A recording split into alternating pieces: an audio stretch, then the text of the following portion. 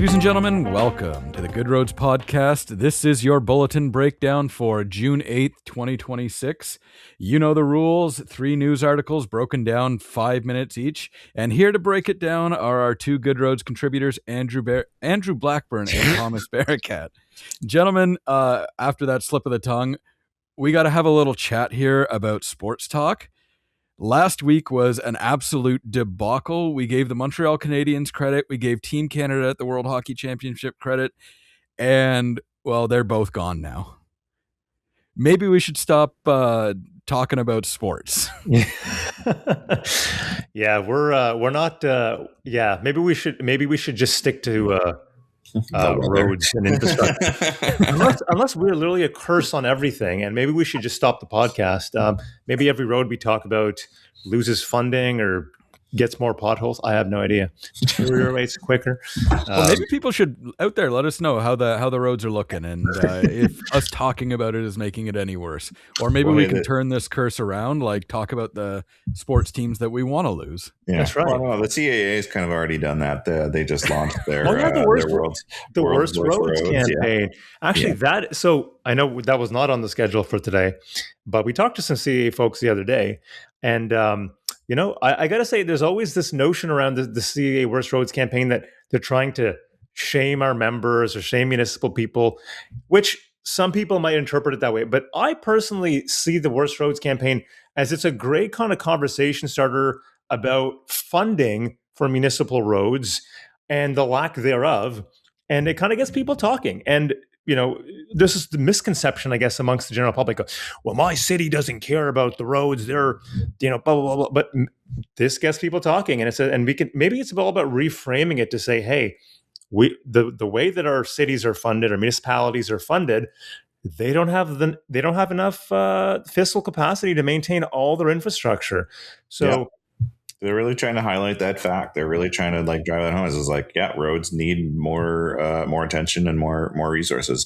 And you can kind of say it's like one of the County Road 49 in PEC was always on a perennial pop up on the list. It took a few years, but they're finally getting it done.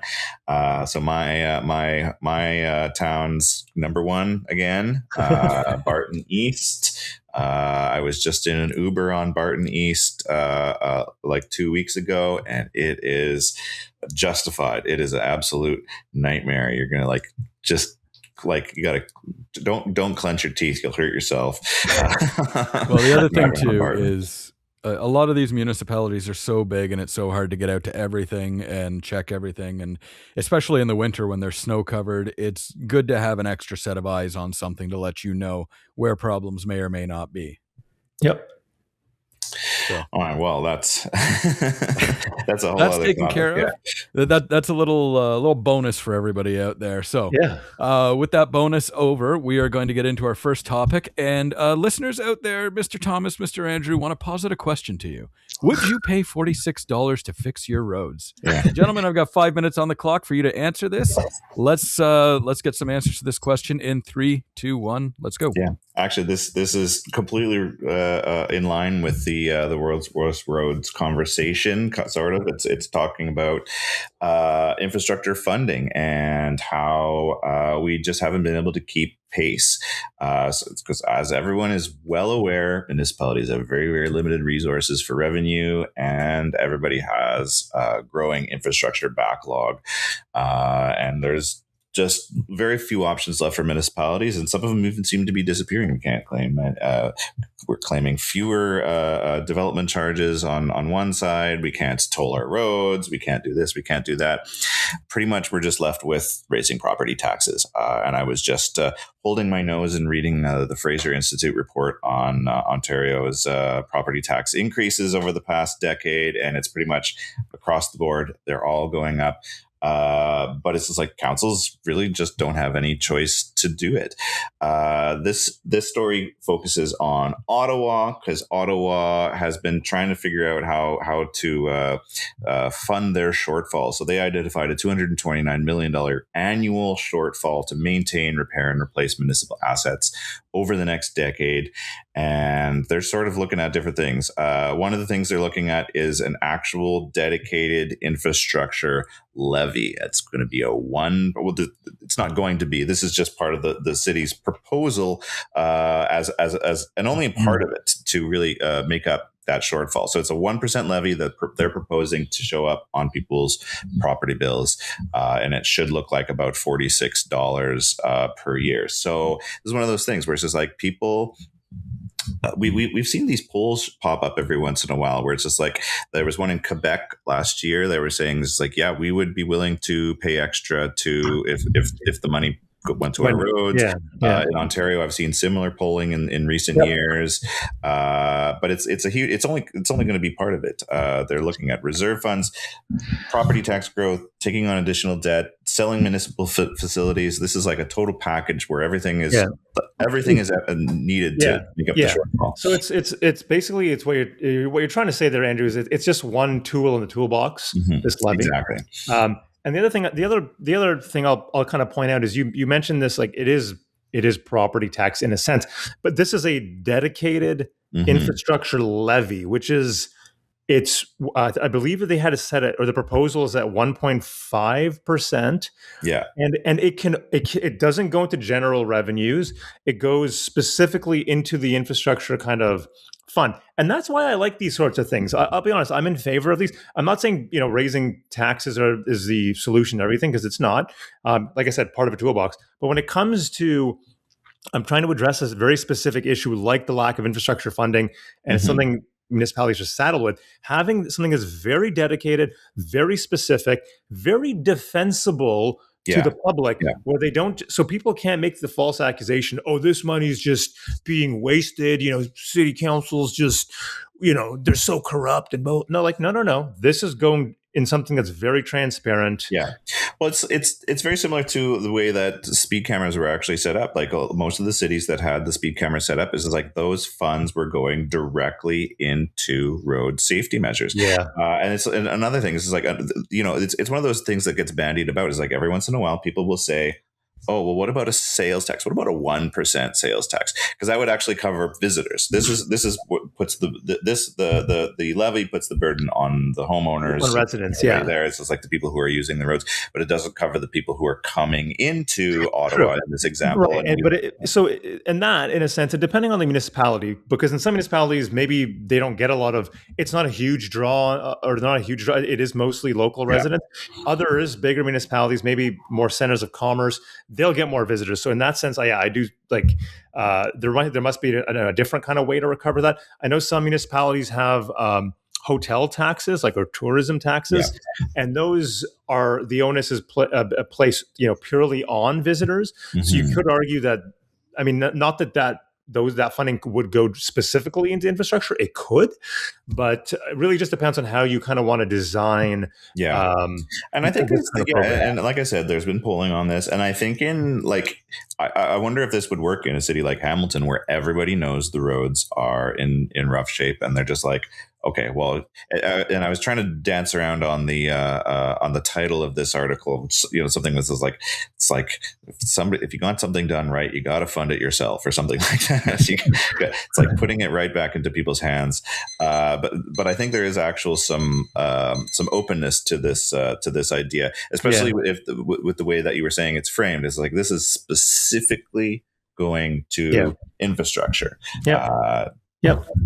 But one final point, because I know we're out of time on this. I'll just say this, and it ties back to what I was talking about last week, Maybe we should stop building infrastructure that we can't afford to maintain, and just focus on maintaining what we have. Stop sprawling out, start building infill. Yeah, exactly. And Anyway, we don't have, it's just like when we budget for these things, we budget for building it, but we don't budget for maintaining it. And it's just exactly. like the sustained funding coming from up above needs to take that into consideration, because it's just not tenable for municipalities to budget it, especially in the post, what's the word? Agglomeration. All right. We'll leave you struggling there, Andrew, and we'll Thank you. We'll end this. We'll end this right now. Not where I thought this was going. I thought we were tying back to one of our articles last week with people filling in their own potholes and things like that. But interesting discussion nonetheless. We got to let's move it on, Jared. Yeah. All right, we'll move on to the next one. Topic number 2 this week: work finally underway on 2+1 roads, gentlemen. We've talked about this. I think it was like our second episode of the podcast, Mr. Thomas, with like Mark the original podcast. Yeah. So this will be a little treat for everybody, and go back and check out that podcast. 4 years ago, talking to Mark Wilson about this in Temiskaming Shores. I'll put a link up there. So while I get that link ready, I'm going to put 5 minutes on the clock, and gentlemen, 3, 2, 1, let's go. Yeah, so I guess like you kind of mentioned the title, Jared, but I guess like I'll say is finally, like I know these projects take time, and I know we want to do it right and whatnot, but my God, does it take long to build stuff in this province, in this country? And again, I know we have to follow the processes, but my God, anyways. So pre-construction prep is underway. We haven't even actually, but something's happening. Something is happening. Yes, exactly. And so pre-construction prep is underway on an 11-kilometer stretch of Highway 11, and this is between North Bay and Temagami, and it's the very first 2+1 road. Not even just in the country. I'm pretty sure in North America. They're all over Northern Europe. I'll come back to that in a sec. But crews clearing out right now trees, roadside hazards, that sort of thing, to kind of make room for that extra passing lane. And what the province is also just calling operational kind of improvements.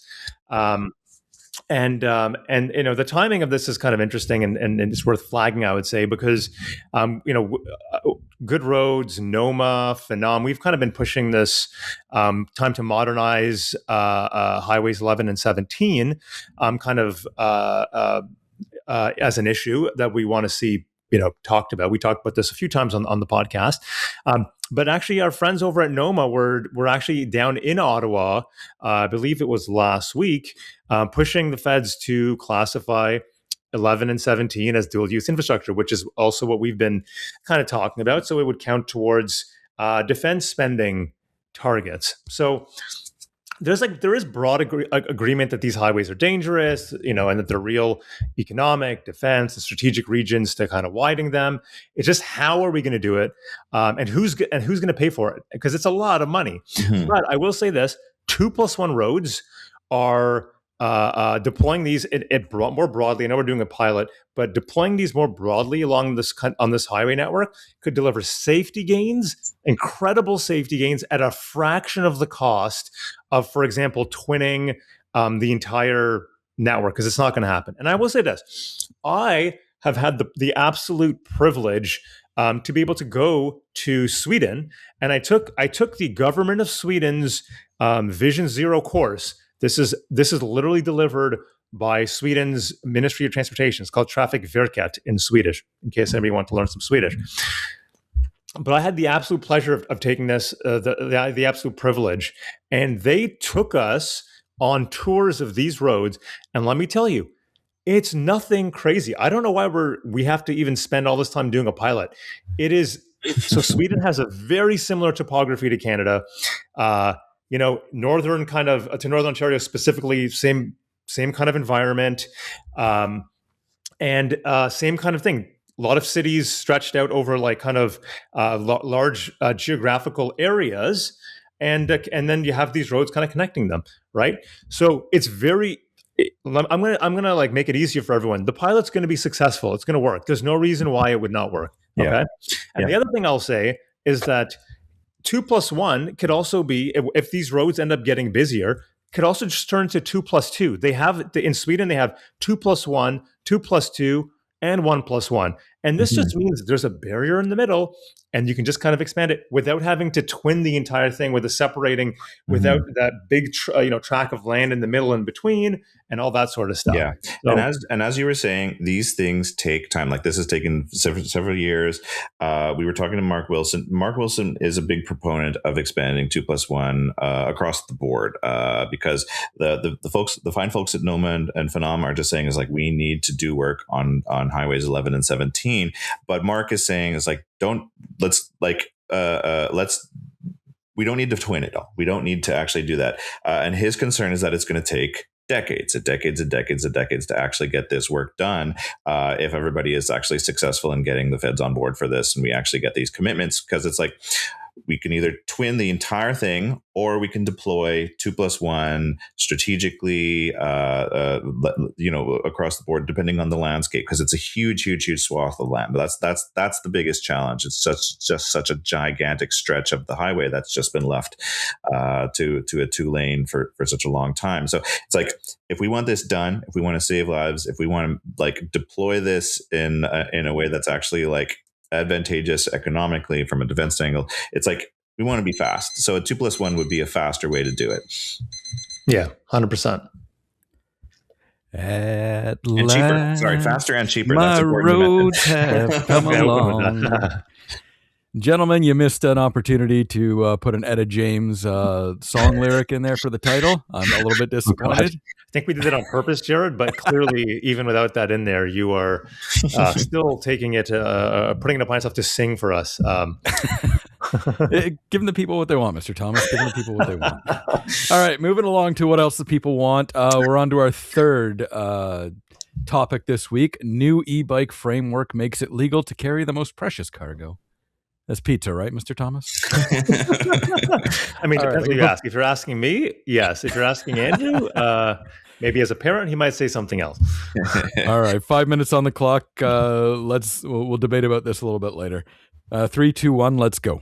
All right. So, yes, speaking of callbacks, this is something that we reported on last week. So this is just sort of a different angle on that. So, last week we were talking about how the provinces proposed this new framework for e-bikes because it's been just a wild west since the dawn of e-bikes. But sort of this, the way this is sort of turned out in the current landscape right now, it's like e-bikes, when they first came out, were more like scooters. They go pretty fast. They're kind of encased in a body like a scooter. And in the new framework, if those scooters are, again, they look like a scooter. If they go over 32 kilometers an hour, they're going to need to be licensed, and they're going to need to be out of the bike lanes. They're going to be out on the roads, everybody else, and of course off of the sidewalks and everything like that. But what we've had in this weird sort of like lack of guidance on this, where it's just like we've had these new pedal assist bikes that are the big growth aspect of the industry.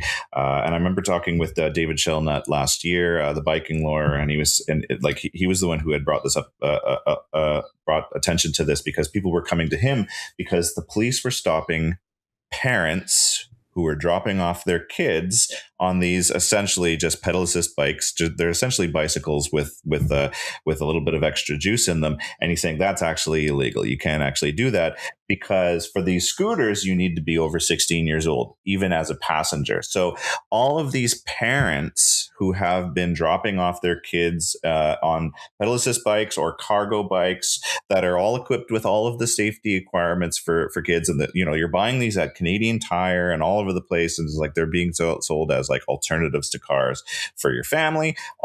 It's been the big growth industry. It's just like that third section of the e-bike users that I was talking about last year. So it's actually been technically not legal for people to do this. So there's all these articles that are saying this is like, they're calling the parents bike gangs and stuff like that. So this new framework is going to clarify those rules. It's going to allow kids, passengers under 16, for those pedal assist bikes that can stay in the bike lanes and do this. And this is great news, because a lot of these people are families who are trying to reduce their car use.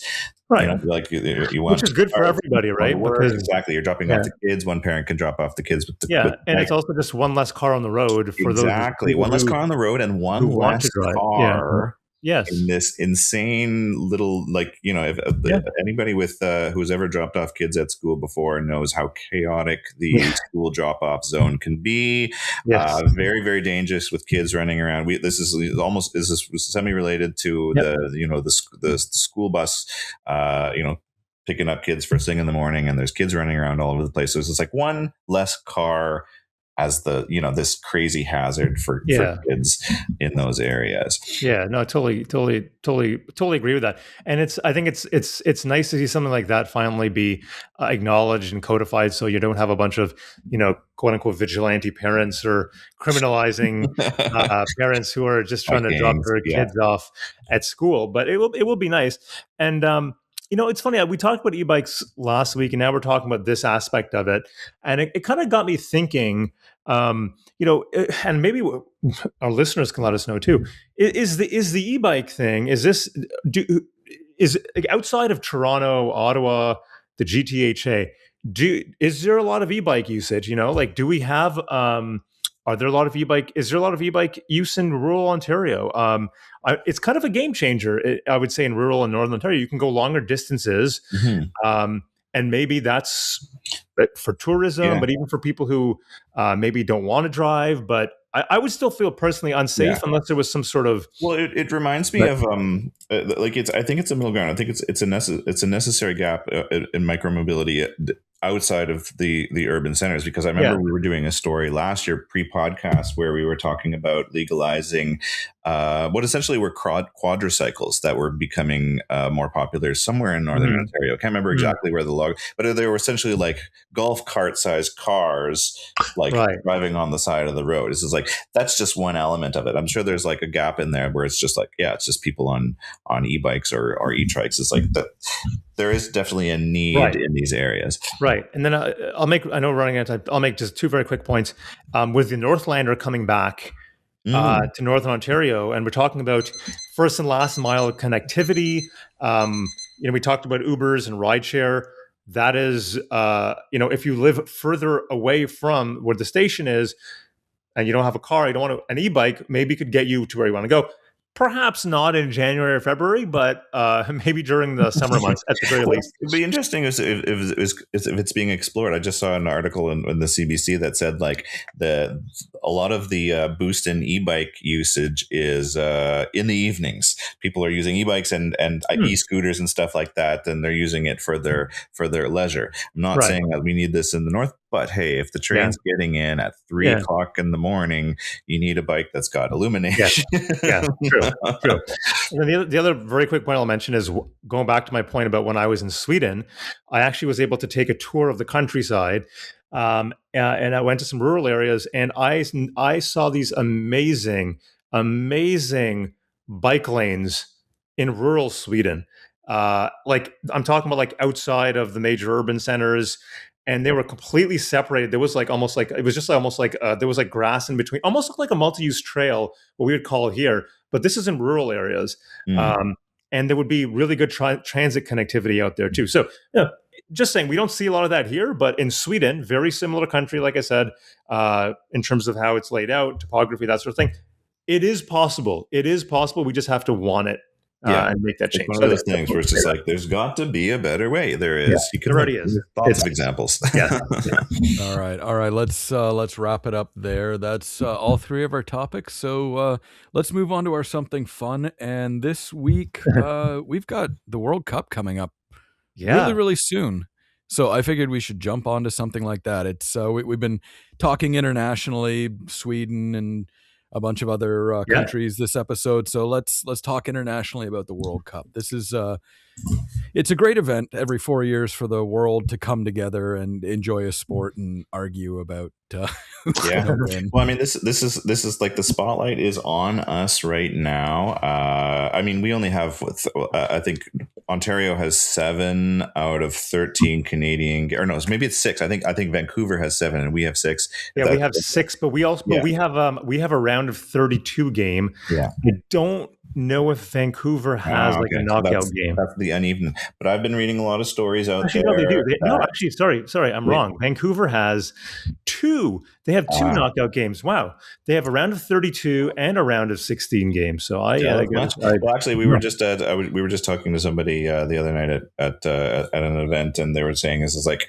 the games are also cheaper out in the in Vancouver. That might have been me who said that, Andrew. No, exactly. It's like I don't know if it justifies the last minute flight price, but no, maybe you can get a little cheaper ticket. At one point, I will say this, and I don't want to make this a rant because we already ranted a couple of weeks ago about this, but I will say this: I was looking maybe a couple months ago now, at the cheapest tickets available for Team Canada versus Bosnia, like the only Team Canada game in Toronto, versus I think it was Canada versus Switzerland in Vancouver, and it was like $500 less. Mm.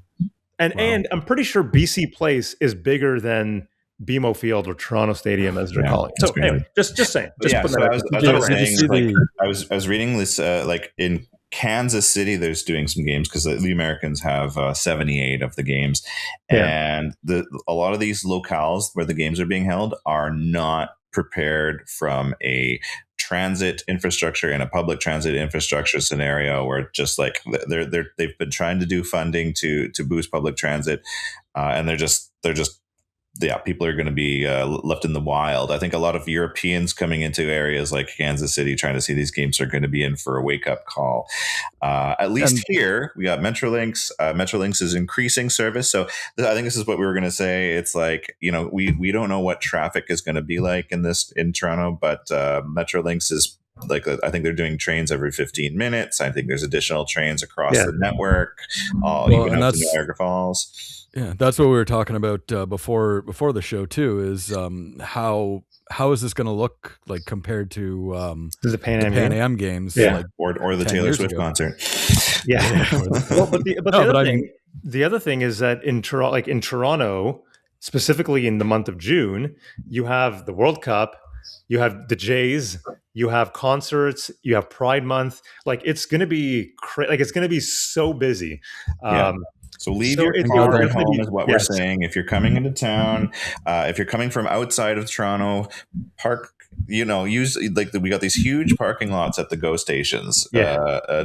Park at the most convenient one and then come in. It'll be a big boon for your mental health, I think.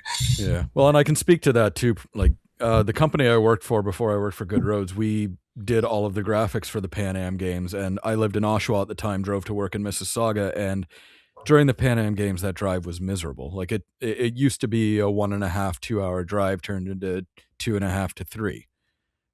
They took one of the lanes out as an HOV lane, and then you had all these people putting blow up dolls in their car to try and use the HOV lanes. So I'm sure we're going to be getting funny news articles like that, and we'll probably share them as our something fun. Yeah, and you know what? We've kind of focused on all the downsides of it, and there always are. But like at the same time, this is the something fun segment of the podcast. Let's enjoy it. This is probably the biggest event that we're going to be holding. I know it's shared with the rest of the continent, but it's probably one of the biggest events we're going to be holding, and probably in our lifetimes. Maybe we'll get the Olympics in Toronto at some point. I don't know. Let's enjoy it. Let's have some fun with it. I've been trying to get tickets at a reasonable price for at least one of the games in Toronto.